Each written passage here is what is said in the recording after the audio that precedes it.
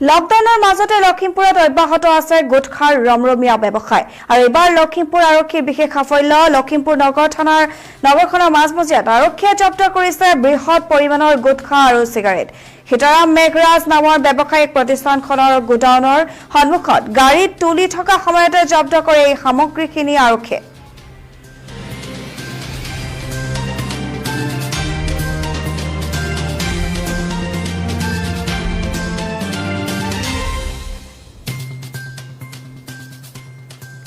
পুনৰ জনাইছো লখিমপুৰ নগৰখনৰ মাজমজিয়াত আৰক্ষীয়ে জব্দ কৰিছে বৃহৎ পৰিমাণৰ গুটখা আৰু চিগাৰেট সীতাৰাম মেঘৰাজ নামৰ ব্যৱসায়িক প্ৰতিষ্ঠানখনৰ গোডাউনৰ সন্মুখত গাড়ীত তুলি থকা সময়তে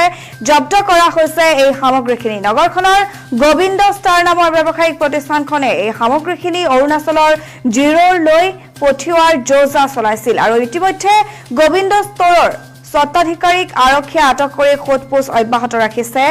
AS19C 4942 নম্বৰৰ গাড়ীখনত সৰবৰাহ কৰিবলৈ বিচৰা এই সামগ্ৰীখিনিৰ ভিতৰত আছিল 400 পেকেট গুটকা আৰু 7 কাৰ্টন চিগাৰেট